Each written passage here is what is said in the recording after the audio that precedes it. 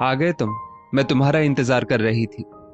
अभी अभी दफ्तर से घर लौटे पति पर नजर पड़ते ही सुरभि ने एक सरसरी निगाह से देखकर अपनी नजरें फेर ली, लेकिन अपने घर में सुरभि के अलावा पड़ोस में रहने वाली एडवोकेट रत्ना को देखकर आशीष का माथा ठनका। फिर भी वो मुस्कुराया। रत्ना जी आज हमारे घर पर आई है, कोई खास बात है क्या? एडवोकेट रत्ना अभी कुछ कहती उससे पहले ही सुरभि बीच में बोल पड़ी। तुम्हें ज्यादा खुश होने की जरूरत नहीं है, मैंने इन्हें कुछ जरूरी काम से यहां बुलाया है। आशीष के चेहरे की मुस्कान अभी भी बरकरार थी, लेकिन सुरभि के चेहरे का भाव अचानक बदल गया।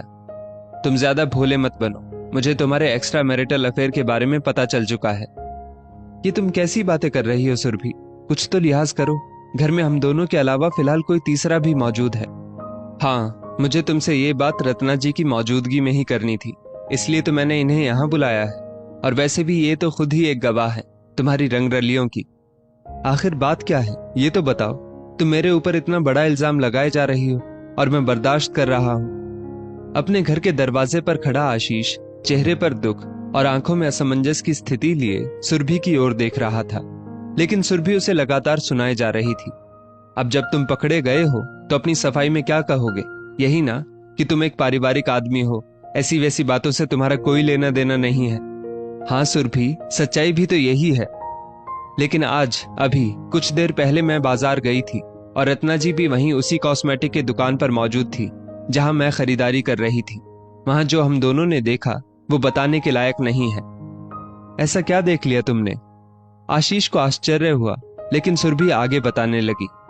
तुम्हारी कार सड़क के उस पार मिठाई की दुकान के आगे खड़ी थी, तो इसमें कौन सी बड़ी बात हो गई? तुम्हारी कार की पिछली सीट पर एक लड़की बैठी थी। क्या तुम मुझे बता सकते हो कि वो लड़की कौन थी?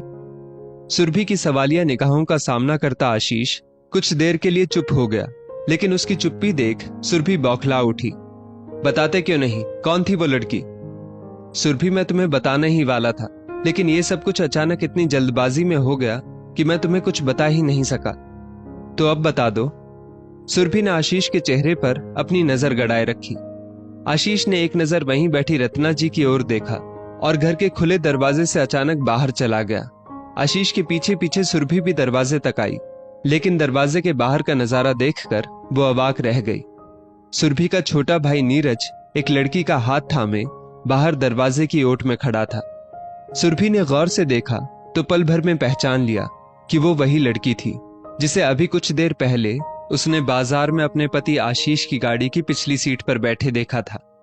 तभी सुरभि की नजर गाड़ी अपने घर के गैराज में लगा वापस आते अपने पति आशीष पर पड़ी। आशीष ने सुरभि की जिज्ञासा का समाधान करते हुए उसे पूरी बात बताना जरूरी समझा। सुरभि, ये दोनों एक दूसरे को पसंद करते हैं, शादी करना चाहते हैं, और तुम्हारा भाई मम्मी पापा से पहले तुम्हें अपने जीवन साथी से मिलवाना चाहता था, इसलिए मैं इन्हें अपने साथ घर ले आया। अपने पति की बात सुनकर सुरभि अचानक निरुत्तर हो गई, लेकिन आशीष ने अपनी बात पूरी की। तुम्हारी होने वाली भाभी तुमसे खाली हाथ मिलना नहीं चाहती थी, इसलिए मैं और नीरज इन्हें कार में ही छोड़कर मिठाई की दुकान से मिठाई खरीदने चले गए थे, और शायद तुमने इन्हें वहीं मेरी कार में बैठे देखा होगा। पूरा मामला समझने के बाद सुरभि को अपनी नासमझी पर शर्मिंदगी महसूस होने लगी। बिना सोचे समझे अपने पति पर इल्जाम लगाने की वजह से अब वो अपनी पड़ोसन और अपने भाई भाभी के सामने मुंह दिखाने लायक भी नहीं थी। दोस्तों, इस स्टोरी को लेकर आपकी क्या राय है नीचे कमेंट करके जरूर बताइएगा, और ऐसी ही और भी बेहतरीन वीडियोस के लिए हमारा पेज जरूर फॉलो करें। धन्यवाद।